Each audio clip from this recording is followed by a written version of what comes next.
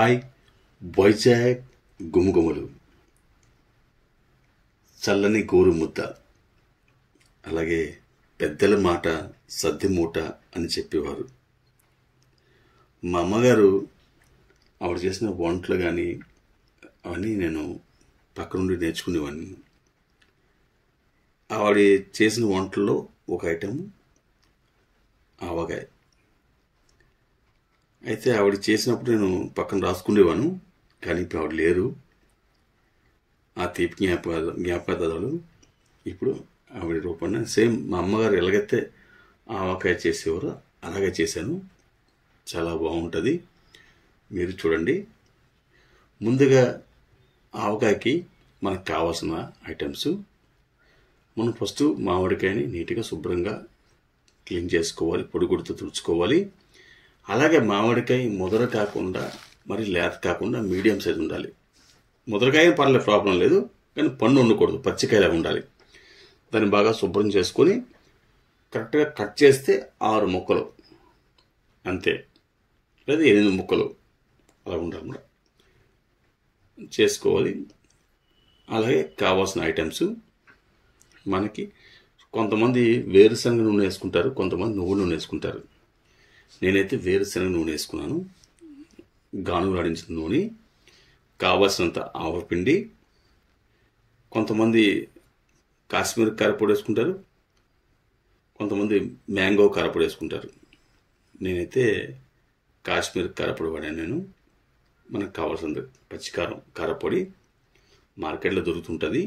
అలాగే కళ్ళు ఉప్పు, మనకు తగినంత కళ్ళు ఉప్పు, అలాగే ఆవపిండి కొందరు ఆడించుకుంటారు, ఇప్పుడు బయట మార్కెట్లో దొరుకుతుంది. మనకు తెలిసిన షాప్లోనే ఆవపిండి, మనకు తగినంత ఆవపిండి తెచ్చుకోవాలి. చూసారు కదా, ఇవ్వండి. కొందరు పెద్ద ముక్కలు కొట్టిస్తారు, కొందరు చిన్న కొట్టిస్తారు. అలా ఎవరికి ఇష్టమైతే అలా చేసుకోవచ్చు. దానికి విధానం పెద్దది చిన్నదేం కాదు, ఎవరికి కావాల్సిన కొట్టించుకోవచ్చు. అలా శుభ్రంగా మనకు కావాల్సిన సైజులో ముక్కలు కోసుకోవచ్చు.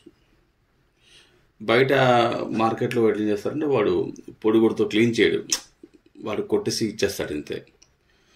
మన ఇంట్లో అయితే నీట్గా ఒకసారి తడిగుడితో తుడుచుకొని తర్వాత పొడి క్లాత్ క్లీన్ చేసుకుంటే మనకు కావాల్సిన సైజులో కోసుకోవచ్చు. కొంతమంది ఇంతకుముందు పూర్వకాలం పింగాణి జాడీలు వాడేవారు. ఇప్పుడు పింగాణి జాడీలు బాగా రేట్ ఎక్కువైపోయింది, దొరకట్లేదు. నేనైతే ఒక ప్లాస్టిక్ మంచి డబ్బా తీసుకున్నాను, దాంట్లో కట్ చేసిన మామిడికాయ ముక్కలు వేసుకున్నాను, ఉప్పు వేసుకున్నాను, పసుపు వేసుకున్నాను, కారపొడి వేసుకున్నాను, ఆవపిండి వేసుకున్నాను, తగినంత ఆయిల్ వేసుకోవాలి. కొంతమంది వెల్లుల్లిపాయలు వేస్తారు తొక్కలు తీసి, నేను వెల్లుల్లిపాయ వేయలేదు. కావాల్సినంత బెల్లం, తీపి ఎక్కువ కావాలంటే ఎక్కువ వేసుకోవచ్చు, తక్కువ కావాలంటే కొంచెం తక్కువ వేసుకోవచ్చు. దీనికి పెద్ద కష్టపడిపోయిన ఆవకాయ అంటేనే అదో పెద్ద బ్రహ్మ విజయం కాదు, సింపుల్గా చేసుకోవచ్చు. మీరు చూసారా ఎంత సింపుల్గా చేస్తున్నానో. చేసేటప్పుడు కొంచెం ఓపికగా నీట్గా చేసుకోవాలి. అన్నీ మనకి ఎంత కావాలి, కారం అంతే. కారం ఎక్కువ తింటామా తక్కువ తింటామా, కారం తక్కువ వేసుకోవాలి, దాంట్లో వచ్చి నష్టమే లేదు. నేనైతే కారం కొంచెం ఎక్కువ వేసాను, కొంచెం బెల్లం తక్కువ వేసాను, అలాగే ఆవపిండి కొంచెం ఎక్కువ వేసాను. సో మనం కలుపుకున్నప్పుడు తింటున్నప్పుడు కొంచెం కారంగా, ఉప్పుగా, చిన్న తీపి కనిపిస్తుంది, మనకి తెలుస్తుంది రుచి. కొంచెం ఆయిల్ ఎక్కువ వేసాను నేను. అది ఆయిల్ ఎక్కువ ఏమవుతుందంటే మామిడికాయ ఊరగాయ నిలవ ఉంటుంది, పాడవదు. ఆయిల్ తక్కువ వేస్తే ఏమవుతుంది, మీకు మామిడికాయ నీరు దిగిపోతుంది. ఇప్పుడు ఇలా కలుపుకున్నాం కదా, దీన్ని ఒక 5 రోజులు 4 రోజు మంచి తడి గడి కాకుండా పొడి గడితో శుభ్రంగా రోజు కలుపుకోవాలి.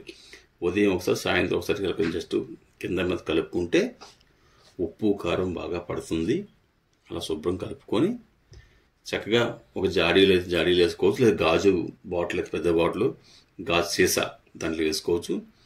వేసుకొని రోజు మనం తినడానికి ఎంత కావాల్సిందో అంత వేరే చిన్న బాటిల్లో వేసుకోవాలి. ప్రతి ట్రిప్ మనం గరిటె పెడితే అది ఊరగాయ పాడైపోతుంది.